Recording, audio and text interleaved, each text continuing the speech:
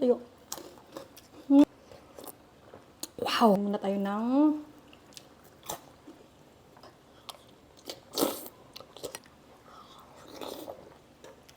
mahirap din kasi yung kain lang ng kain, tapos hindi na monitor yung health.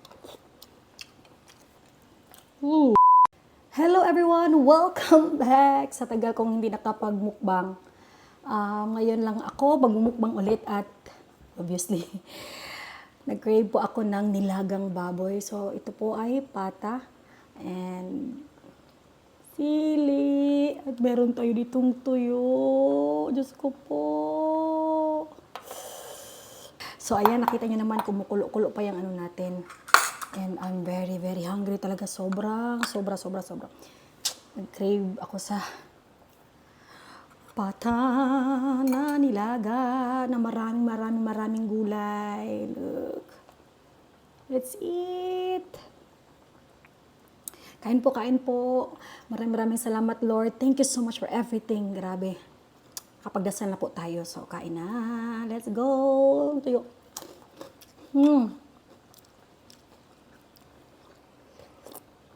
Wow, grabe. So, ito po ang ating kanin dito.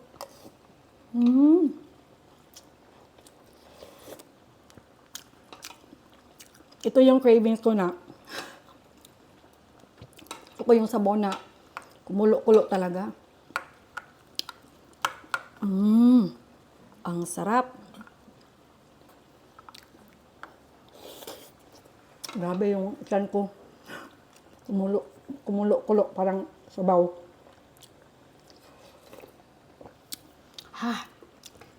Kumusta na kayong lahat? Kain muna tayo ng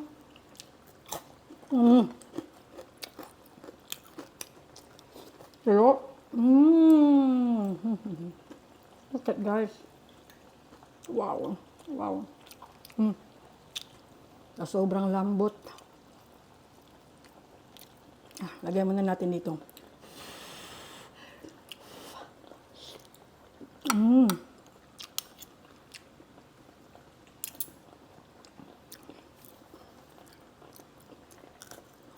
Kumusta na po ang lahat?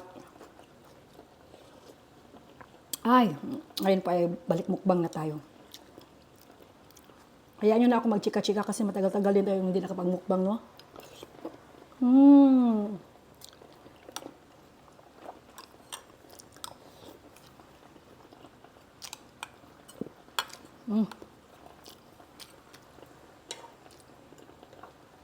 Talaga ito yung gustong-gusto ko. Yay! Woo!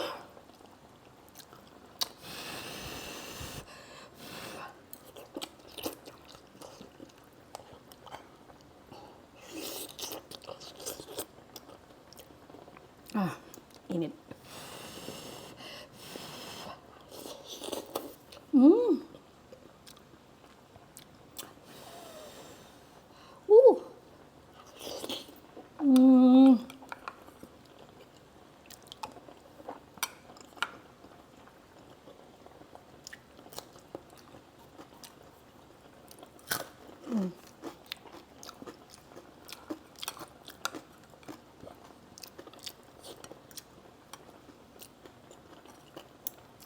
No guys, kumusta na kayo dyan? Namiss ko kayong lahat. Tara, kain.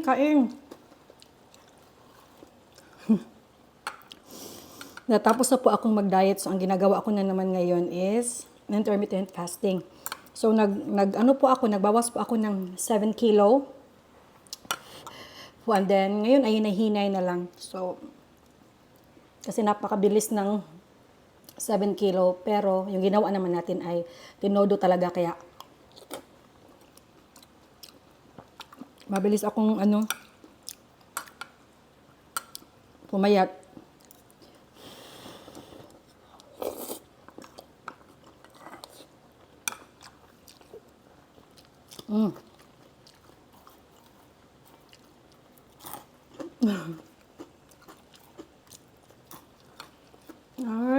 Nilagyan ko po ito ng maraming malunggay.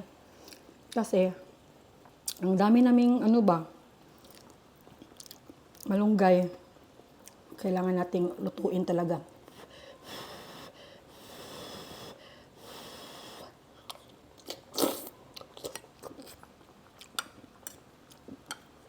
Sayang lang kasi na ano lang siya, nalalagas.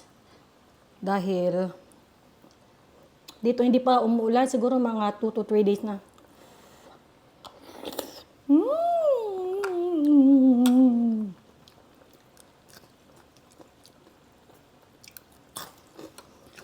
Shout out po sa lahat ng mga nanood sa akin. ah,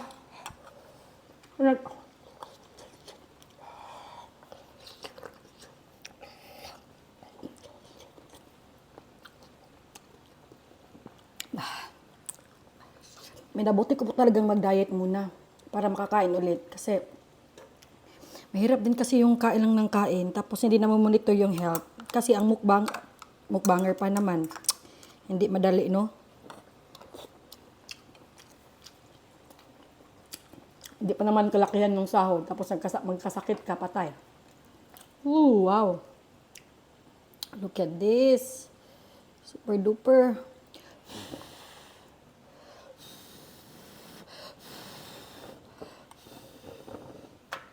Oh. Yo.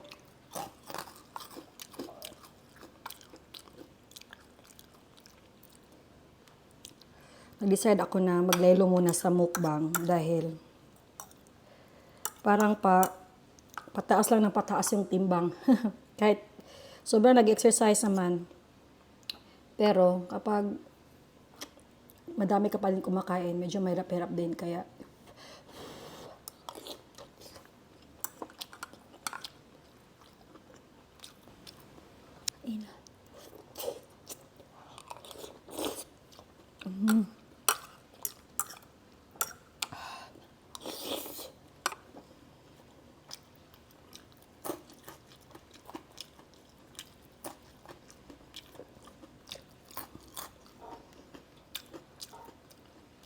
napaka-weird nung nag-start akong mag-diet kasi I think after 1 week,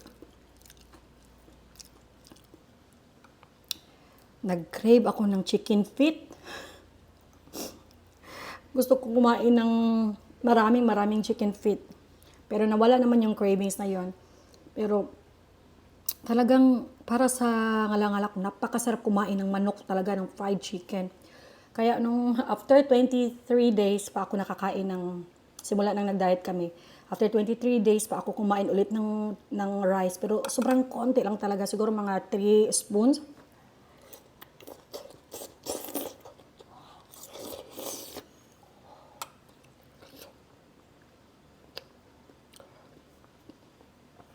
Napakainit.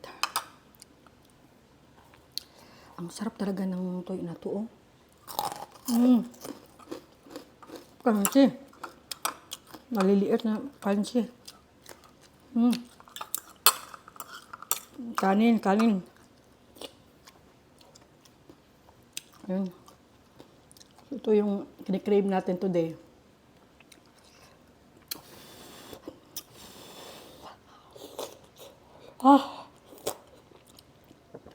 Sorry, hindi kaya.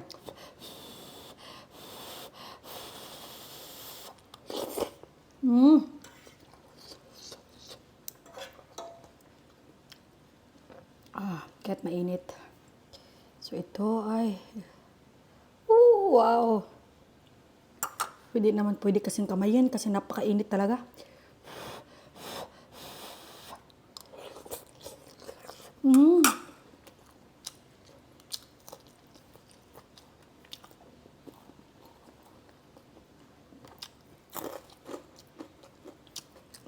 Napaka worth it ng pagda-diet namin.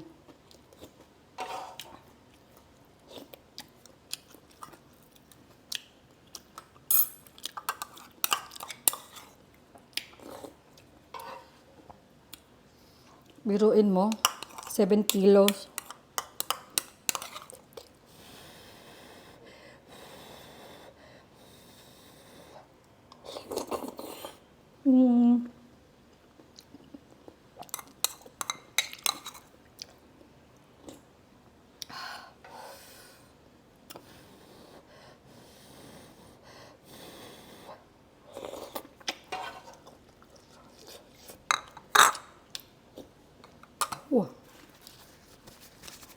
Masarap talaga ng mainit na sabaw.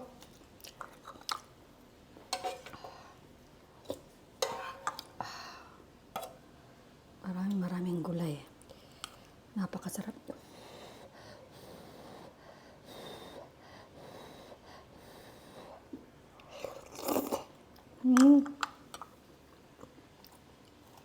Best combo. Oh. Kahit wala ng suka. Power.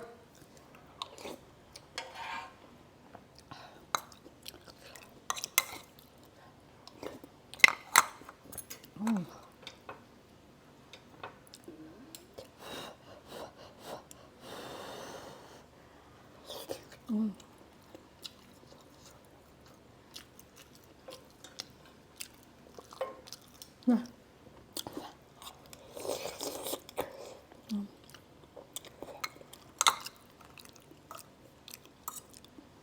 Kahit yung buto naghihiwalay na. Humihiwalay na pala.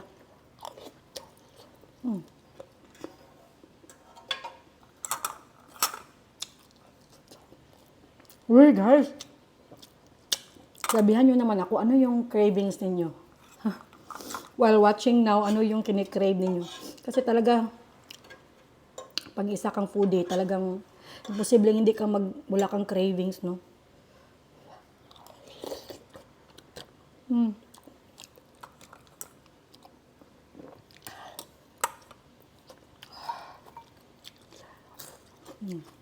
No.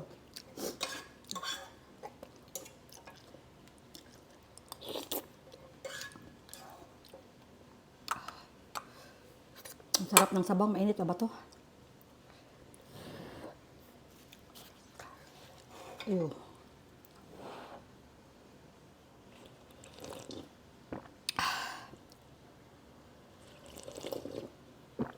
Oh! Grabe, pawis na pawis ako.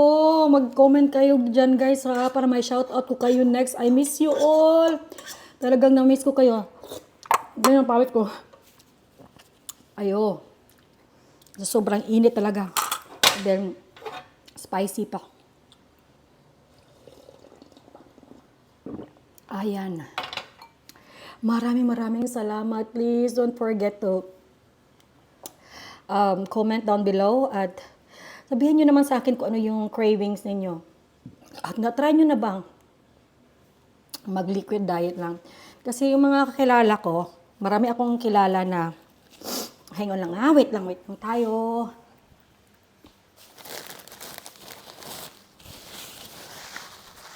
So ito na yung katawan natin ngayon.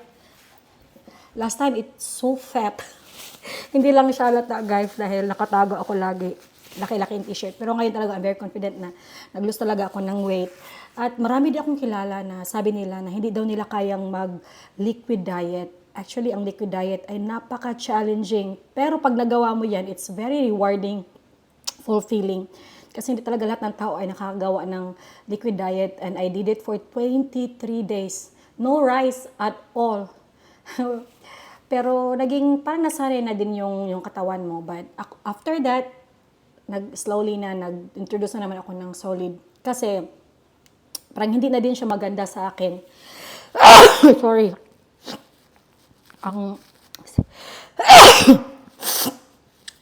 Excuse me. Kasi yung sili ba? Hindi siya naging maganda na sa akin kasi parang yung katawan ko, wala na siyang enough nutrients. Kasi tinodo ko talaga yung pagda-diet tsaka yung pag-workout. I work out twice every day, morning and afternoon. Kaya, nung time na after I think 20 days, na feel ko na habang tumatakbo ako, parang pagod talaga yung paa ko na hindi ko naranasan ever man before. So yung nutritionist namin sinasabi na yung katawan ko, naubos na daw yung mga nutrients talaga na nagsusupport ng mga kung ano yung mga body parts ko na lagi kong ginagamit every time na mag-workout ako. Kaya sabi niya, pwede ka na mag-introduce ng konting solid. So, ayun na, introducing. And then, ito naman ay sa cravings ko. And then, babawi din naman ako intermittent fasting. So, ganun lang talaga, no? And please comment below. Hindi ko na alam kung ano yung sasabihin ko. Pero pag may tanong kayo, please feel free to comment and magtanong kayo guys. So maraming salamat. Sana po ay okay ang lahat. Thank you guys. Bye. I miss you.